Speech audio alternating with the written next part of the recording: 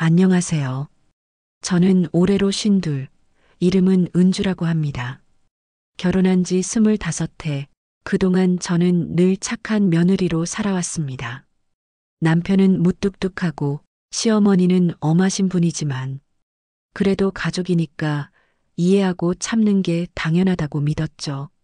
그런데 그 믿음이 깨진 건 어머니의 칠순 잔칫날이었습니다. 모두가 웃던 그 자리에서 저는 결국 어머니의 뺨을 때렸습니다. 착한 며느리라 불리던 제 인생이 그날 완전히 무너졌습니다. 저는 늘 착한 며느리로 불렸습니다. 그 말 속에는 칭찬보다 순종이라는 단어가 숨어 있었죠. 결혼 25년 동안 어머니 말씀에 토 한 번 달지 않았고 남편이 뭐라 해도 웃으며 넘겼습니다. 며느리면 그래야지. 그게 제 신조였으니까요.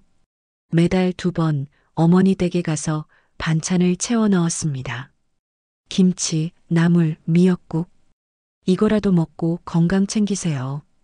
그 말을 할 때마다 어머니는 한숨처럼 말씀하셨죠. 됐어. 너도 살기 바쁜데 뭘 이런 걸 다 해. 하지만 그 말 끝에는 고마움이 아니라 귀찮음이 묻어 있었습니다. 그래도 저는 늘 웃었습니다. 웃어야만 싸움이 일어나지 않으니까요. 남편은 제 이런 모습을 당연하게 여겼습니다. 우리 집은 내 덕에 조용해. 그 한마디에 저는 또 위로를 받았습니다. 그게 제 존재의 이유라고 믿었죠.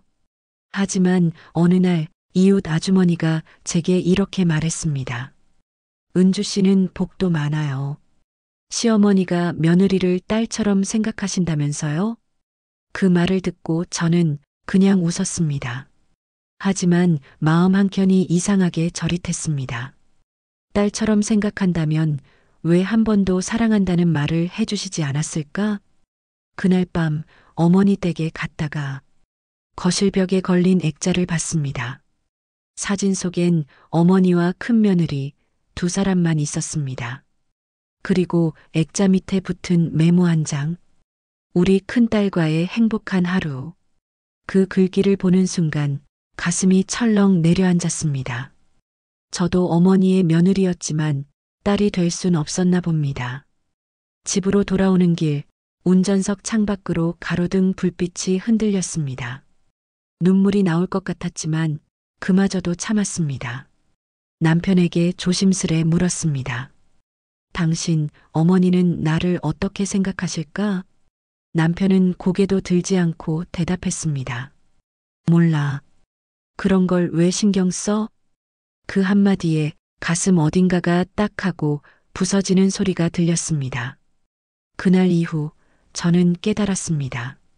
착한 며느리라는 이름은 누군가의 인정이 아니라 내가 나를 억누르기 위해 만든 굴레였다는 걸요. 참는다고 다 착한 게 아니었어요. 그냥 무너지고 있었던 거죠. 결혼하고 처음 어머니께 인사를 드리러 갔던 날, 어머니는 제 손을 꼭 잡으며 말씀하셨습니다. 우리 아그말이 그렇게 따뜻하게 느껴졌던 때가 있었습니다. 그때의 저는 진심으로 그분을 2번째 어머니라 믿었으니까요. 하지만 그 말은 시간이 지나며 다른 뜻으로 바뀌었습니다. 우리 아들 잘 부탁해요는 결국 우리 아들 힘들게 하지 말라는 뜻이었죠.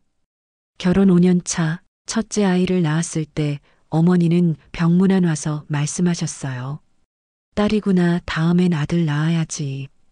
그 말이 칼처럼 박혔지만 저는 웃었습니다. 네, 어머니. 다음엔 꼭 아들 낳을게요. 그렇게 저는 사랑보다 평가 속에서 살아왔습니다. 세월이 흘러 둘째를 낳았을 때도 역시 딸이었죠. 그날 어머니는 남편에게만 축하 전화를 하셨습니다. 괜찮다, 아들 낳을 날도 있겠지. 그날 밤 병실에서 혼자 울었습니다. 내가 낳은 아이는 축하받을 자격이 없나? 그 생각이 머리를 떠나지 않았습니다. 그 후로 저는 더 조용해졌습니다. 무슨 일이 있어도 어머니 앞에서는 웃었고 남편에게도 내색하지 않았습니다. 그렇게 30년을 살았습니다. 아침엔 도시락을 싸고 저녁엔 반찬통을 챙겨 시댁에 갔습니다. 몸은 피곤했지만 마음은 늘 더 무거웠습니다.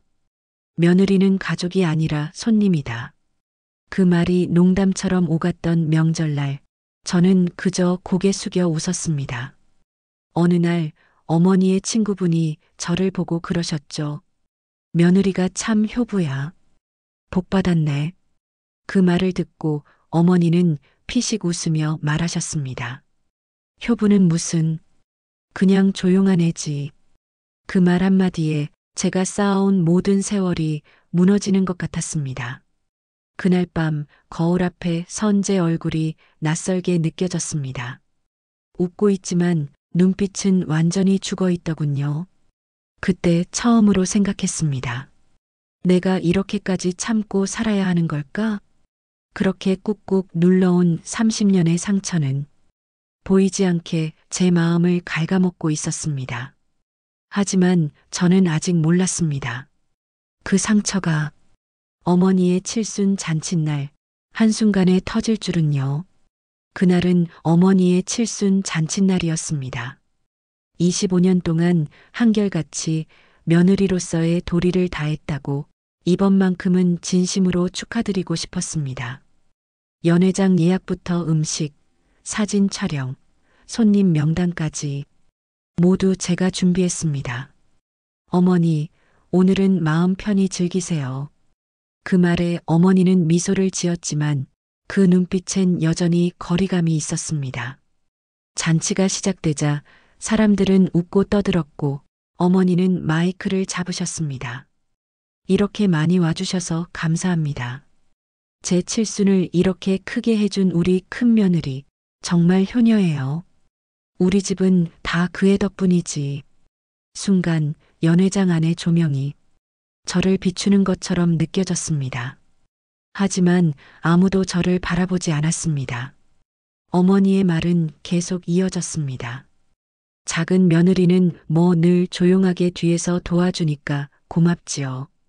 그 말 마치 그냥 그 정도 하는 사람처럼 들렸습니다. 주변 사람들은 웃었지만 제 심장은 이상하게 빠르게 뛰기 시작했습니다. 그날 처음으로 이런 생각이 들었습니다. 나는 왜 여기 있는 걸까? 큰 며느리가 케이크를 들고 어머니 옆에 섰고 사진기 플래시가 터질 때마다 그 두 사람의 웃음소리만 가득했습니다. 그 옆에서 나는 그림자처럼 서 있었습니다. 어머니가 제게 다가와 귓속말을 하셨습니다. 은주야, 다음엔 이런 잔치 큰 며느리가 하게 해. 넌 뒷정리만 잘하면 돼. 그 말이 들리는 순간 손에 쥔 접시가 부서질 것 같았습니다. 입안이 바싹 말라서 아무 말도 나오지 않았습니다. 그때 큰 며느리가 어머니 손을 꼭 잡으며 말했습니다. 어머니, 오래오래 건강하세요. 저희가 항상 지켜드릴게요. 그 말을 듣는 순간 눈앞이 아득해졌습니다. 저도 그 자리에 있었지만 그들 세상에는 제가 없었습니다. 그날 밤 집으로 돌아오는 길에 운전대 위로 눈물이 떨어졌습니다. 그래, 나는 딸이 될 수 없었구나.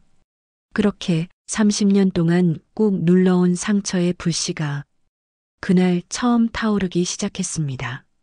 모두가 웃던 그 자리에서 나만이 울고 있었다.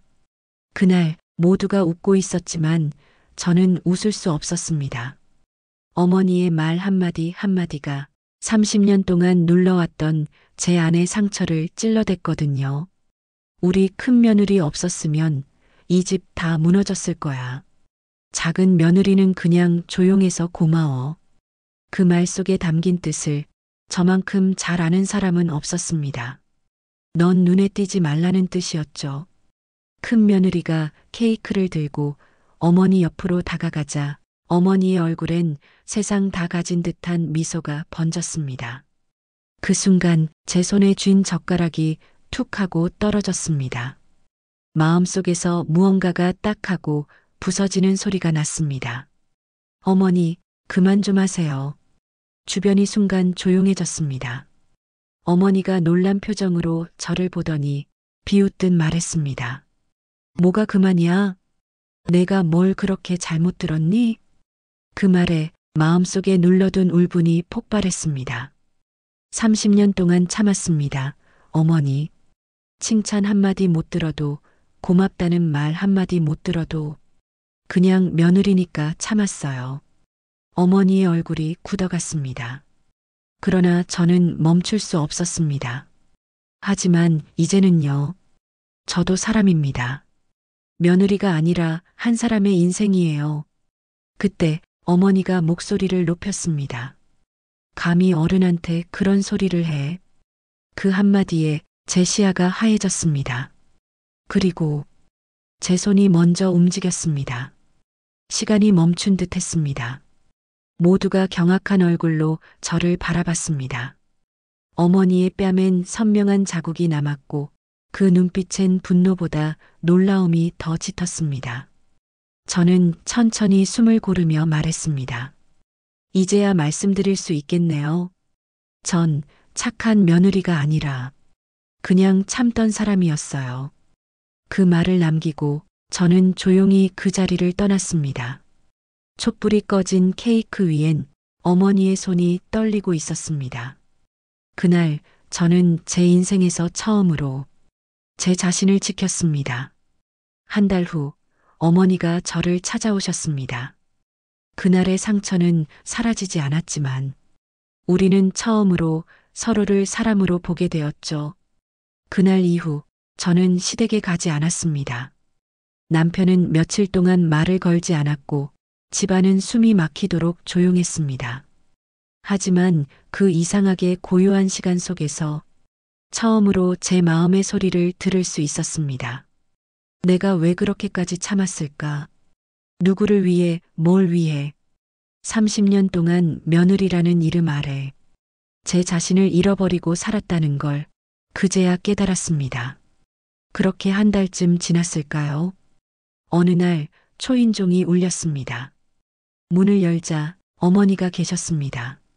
손에는 낡은 반찬통 하나 그리고 작게 말린 고사리 한 줌이 들려 있었습니다. 그날 내가 너무했다. 내가 그렇게까지 힘들 줄은 몰랐다. 저도 말하지 않았으니까요. 둘 다 아무 말이 없었습니다. 그저 식탁에 앉아 어머니가 가져온 반찬을 함께 먹었습니다. 이상했어요. 그 짠맛이 눈물 같았습니다.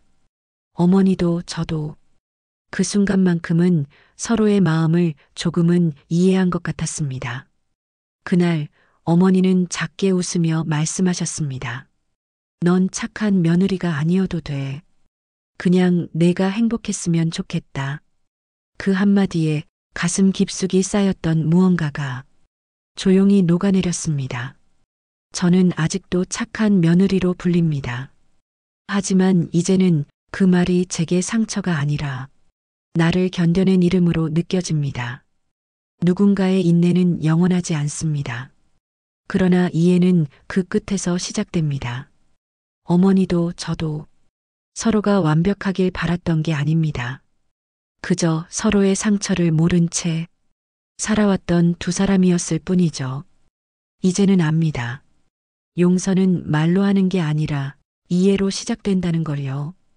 오늘의 사연이 마음에 남았다면 구독과 좋아요로 다음 이야기에서도 함께 해주세요. 당신의 인생 이야기가 누군가의 위로가 됩니다.